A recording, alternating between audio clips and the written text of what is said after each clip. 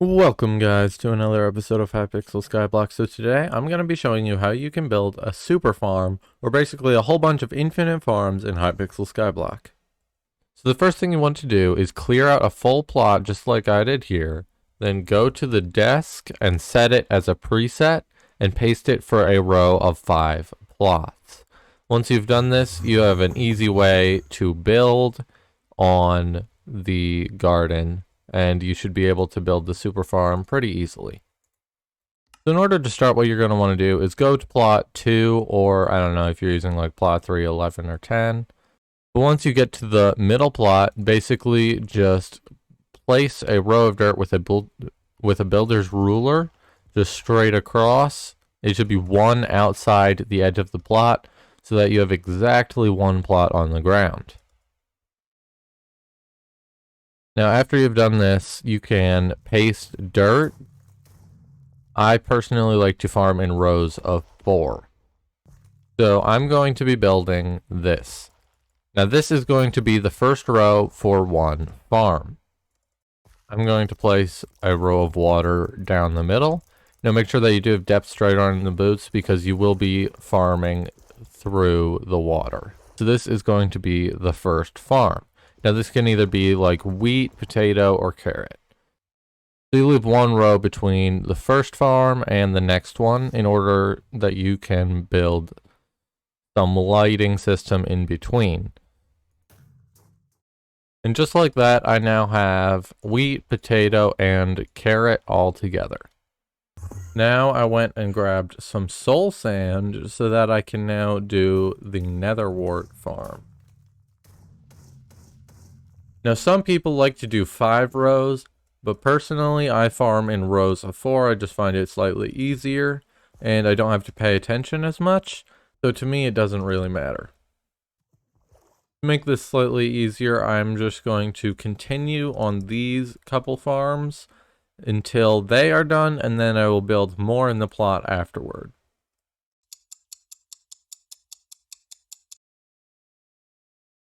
After you finish with the first layer, you just want to continuously keep building up layers as high as you can go. What you're going to want to do is after you finish the one row, you just break all of the spare blocks that are in this row here, which is the base starting edge that is 1 block out from the plot. You want to just build 2 more higher there, and then you can work on the next row. You should continue this until you get to where I am now. Once you reach 5 plots high, that is actually the end of your farm. To make it easier, I'm just going to break down some of these walls here that were holding in the blocks so that they did not go past the 1 plot. So now your farm should look something like this, with just a couple rows of dirt and some water on the bottom. The netherwort does not need water, but you can place it if you want. After you get your farm to look like this, you are actually going to need to place iron trapdoors. Now you're going to want to make sure that you're using your infinity dirt wand. And you're going to have to place a row of dirt directly next to the row of water. The reason you do this row of dirt is because you need to place an iron trapdoor on top of this. And this is so that you can place water for this row, as well as walk on it to farm the next row. So what you do is you basically just sneak and walk past and just fill this row up with iron trapdoors. As soon as you finish with all the trapdoors, you can just shift click with your builder's ruler and get rid of that row of dirt. And then you can place the next row of dirt by the next pool of water. If you want, you can just set them up for later, so it's easier to remember where to go. Once you do finish placing all of the trapdoors, you can just use prisma pumps to actually fill it up with water. And it is easiest if you build up this wall after you place all of the trapdoors.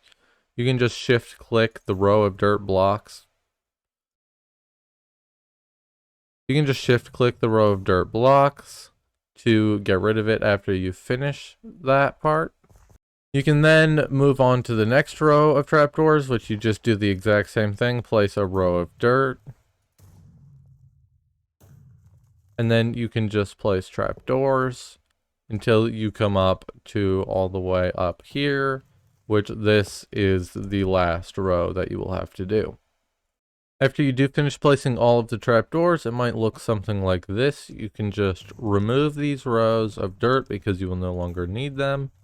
And you can get some prisma pumps, which you can just place the whole row of water and then move on to the next row and just keep placing the water and then cover this row in dirt to just block off it from spilling into the next plot. So when you finish with that, you should just be able to see all the trapdoors with the water. You're going to want to check the other side to make sure that the water made it all the way to the other end. For some reason, prisma pumps just sometimes don't always make it to the other end. So I'm just going to clear out some of this just to make sure that the water actually made it. And as you can see right here, in that row, the water actually didn't make it. In this row it did. And in that row, it also did. So in this row, the water didn't make it. Now, I don't know why it does this, but you're just going to want to use a prisma pump and then a water bucket to just fill in where the water didn't make it. So then when you finish, you should have just a row of water, trapdoors all the way down to the bottom layer. And you're just going to want to repeat this for all of these farms. And obviously, Netherwart, you just don't have to fill it in with water. Once you finish placing all the trapdoors and all the trapdoors with water, then you can start working on the lighting. Now for this, personally, I pick sea lanterns, although some people do glowstone. So basically what you want to do for the sea lanterns is go to all these open gaps and just mine out all of the dirt on one edge. You're not going to need one for netherwart or mushrooms. So now what you're going to want to do is place sea lanterns like I have in between each row, just like so.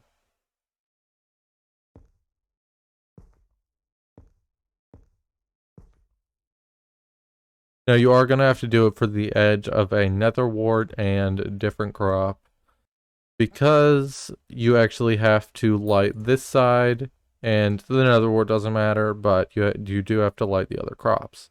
So now what you do is you just place the row of sea lanterns on top of each single one. Although I actually used up all from my inventory. Just like that. So when you do finish, it should look like one continuous row of sea lanterns. And just like that, all of the lighting for the farm is now set up. Now, if the edge does look bad with all of this dirt, it really doesn't matter because you're going to be copying this plot and pasting it here. So it will line up perfectly with this one, and these blocks in between will not matter. So now we can set up the planting process, which for that we kind of just get rid of the dirt that is not covering the water. And after we have completed that for the whole farm, we can start tilling the dirt with a hoe of greatest tilling, and then planting crops with a basket of sweet seeds and a netherwart pouch. Okay. After you do finish tilling all of the dirt, you're going to want to take your personal compactor out of your accessory bag if it has any type of farm and crop in it, mostly just because we don't want to accidentally compacting the crops that we're going to try and use to plant. Now after you finish placing the netherwart, potato, carrots, and wheat, you can decide whether or not you would like to build the other farms. Now there's not a bunch more farms that you actually fit into this area. There is melon, pumpkin, and mushroom. Now this is the most common base for a super farm. People use wheat, carrot, potato, and netherwart. Now I personally don't farm many other crops. I do enjoy farming mushrooms, so I'm going to put a mushroom farm here, but other people put pumpkin, melon, and different types of farms that I am not going to be putting in this area. Some other people actually are content with just the amount of farms that I've already placed. If that is you, you can skip to the end of the video to see how I use the presets to paste it across the plot, and then end up using teleport pads and finishing off the trapdoors to make it so that you can go to the next row. So in order to add the mushroom farm in, what you're going to do is you're going to go 9 blocks out from the edge of the last farm, which is netherwart for me, and then 2 high, and you place a row of podzol, and then 4 rows of podzol that is 1 lower next to it. Now this is going to serve as your mushroom farm. Now mushroom farms are super easy to plant. You just get 2 stacks or a stack. Doesn't really matter of the mushrooms that you plan on farming. I'm just going to do red mushrooms. It doesn't really matter. And go through here. And you basically just skip a whole bunch. Like that wasn't even a stack of mushrooms. And this will fully grow all of the podzol. As you can see, it's already started growing. It doesn't take too long. But by the time we finish building the farm, this one should be easily all the way filled up. So in order to build the next row, you basically place 4 podzol just like so, and then when you paste on top of that, that is going to be your next row. You can then place 1 next to that in order to get the next row of podzol that actually plants the mushrooms for you. Once you get up to this point, you should have 4 layers of mushrooms farm stacked up. You're going to need 3 more rows of this. So basically just repeat the steps in order to build layers on top of them, and then repeat the rows until you have 4 rows, 4 high. I'm going to just make it a decent bit far enough away so that it cannot interfere at all with the next farm.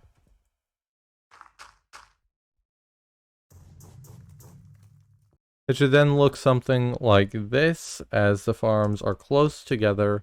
However, they will not interfere with each other, which is perfect. Now for mushrooms, to make it super easy, I actually just use some stone brick slabs, which in order to place the slabs, you basically just place a podzol block like that. And now this row right here is perfect for farming. As you can see, it will farm all of the mushrooms. Make sure to break that podzol just so that it doesn't fill up the farm.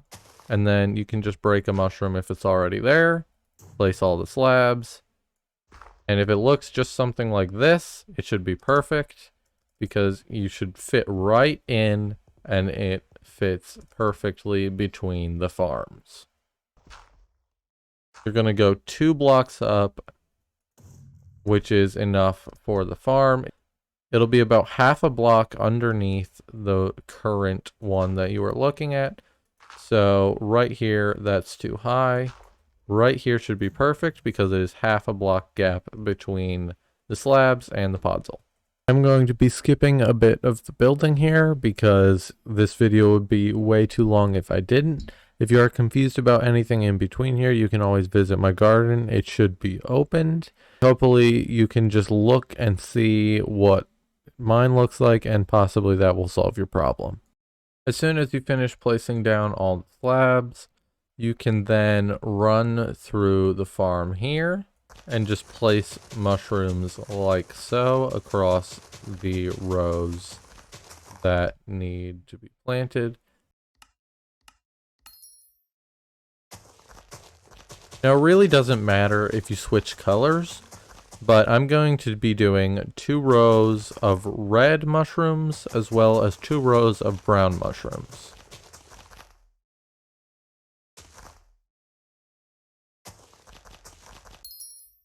When you finish, it should look something like this. It doesn't matter how much you really missed. If you place 1 single mushroom, it will eventually fill out the entire row. Although the more you miss, the longer it takes to grow the first time. So as you can see, this row has basically grown all the way. Once you finish this, that is basically the end of the mushroom farm, and it should be completely infinite for all these farms when we paste it across all of the plots. Now personally, I don't plan on farming anything else. I doubt you could fit either sugarcane or cactus into this area and make it infinite, although it may be possible, I'm not sure. But if you do want to add either a pumpkin farm or maybe even melon farm, it is most likely possible to fit even possibly both into this area. But I have no plans on farming either of those, as I am already farming 60, so I should not need to be farming them anytime soon. So when you have all the farms that you want into a single plot, what you're going to want to do is go to the desk and then know which plot this is. It's plot 2. So it was empty. So plot 2, save preset, and I'm going to call it super farm.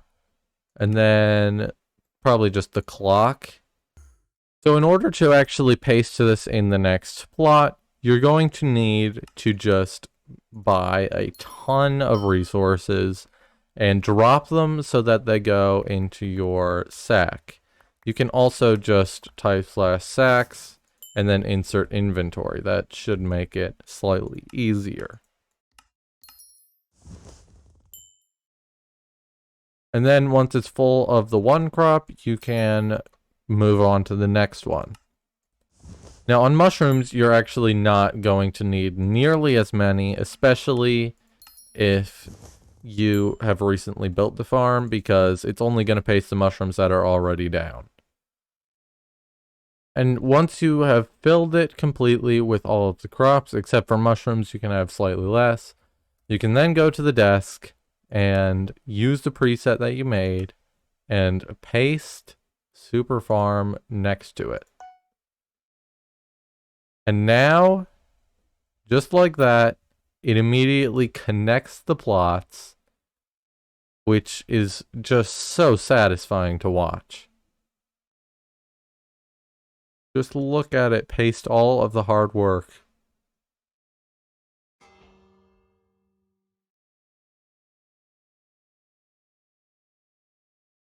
If you do decide to use this farm and decide you want to go back later and just get melon or something, you can build the farm in this space here, save the new one as a preset, and just paste it to the ones that are already there. If there are grown crops, I believe they stay grown if you repaste on top of it. It is completely fine to do it that way.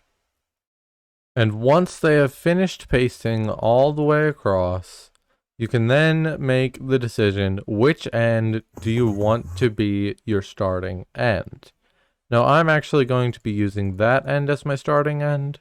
So if we go from where I would spawn, I'm just going to go over here. So I have to wait for this plot to actually finish pasting, and then we can start working on the trapdoors. We should now have finished pasting, which is great. So if we're starting over here, so we just place a teleport pad right there. Now just make note of which one it is. So I placed down a red teleport pad. You're going to want to place a sign down as well as a block. Oh, wait. So what you're going to want to do is place a sign down as well as a block so that when you finish, you will go into the next row. Just place another one so that you don't go too far that way, and you can switch directions. Now we're just going to fix up this next row, which is another dropping row. So we mine 2 trapdoors. Place a sign on this one, and a block here and here. And just like that, this edge of the wheat farm is now complete. We then need to do the same thing for both carrot and potato. So it doesn't take long to do this at all.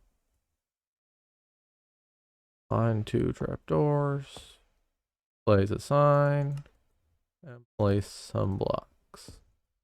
Find 2 trapdoors, place a sign, and place some blocks.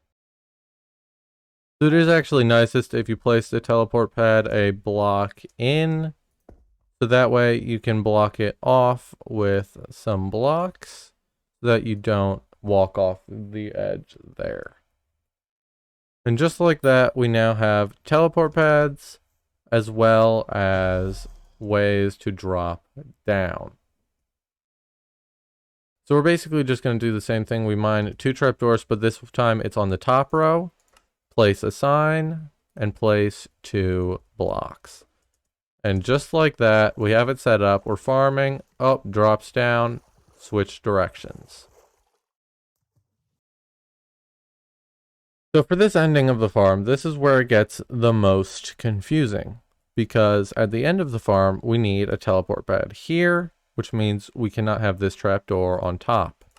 So this one now has to leave. We also need a staircase, which means we remove these two. You have to mine out all the trapdoors 4 blocks deep and 3 blocks deep on the one right below it. Now the reason for this is we now have to end it here, because we want to be able to use this teleport pad at the end of our farm. So we're farming the wheat, we want to use this teleport pad, which will teleport us all the way back to red. So if we set this up, we now have it destination red in the farm. And now if we teleport to red, we just need to set it so that it is facing us. You can check the direction. And personally, I like to farm this direction to start, so I'll start this way, and when we teleport back, it should have us face in this direction for our farm. And just like that, the wheat farm is now complete. If we test it out, I wouldn't be flying in the farm, and it now puts me right on track to continue farming. I'm not going to be showing you carrot, potato, and netherwort. You basically just copy wheat. Farm should now look something like this, with each one indented a couple of blocks. If you guys are confused about how many blocks it is just 2 blocks in, then the sea lanterns, and then the signs. And if you're still confused, you can always visit me. My garden is always open. Now the reason mushroom is so easy is because when you get down to this end, you've finished farming all these mushrooms. It's fairly simple. You just place one slab right here so it stops you, mine the block underneath, and right here is where you're going to drop down. Just make sure that you block it off down here as well. So now if you finish this row, it'll just drop you down, and then you can start on the next row. Once you finish, it may look something like this. It will just be first and third on every single one. And now we can go to the other side and do the same thing, except on the second and the fourth.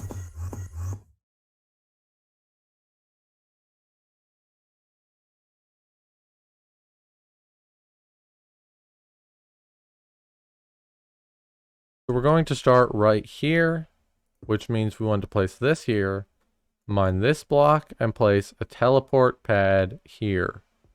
Now this teleport pad we're not going to do anything with other than make sure that the direction is set to east. We want the direction on east because that way we'll be facing the mushrooms when we teleport here. Now the difference here is we now want to mine out the base and place the teleport pad here. We don't need stairs because we're already half a slab up. So we'll walk right onto this, and the difference here is that we now want to place a teleport pad up here. We mine this block, place a teleport pad, place a thing here, make sure the direction is facing east, and make note of what it is. It's purple. We now want this one to send you to purple. So when we finish right here, it'll now send us to the next row of mushrooms. And it's already going to drop us down on that row, so all we have to do here is fix this one, so that this one will now drop us down, just like that.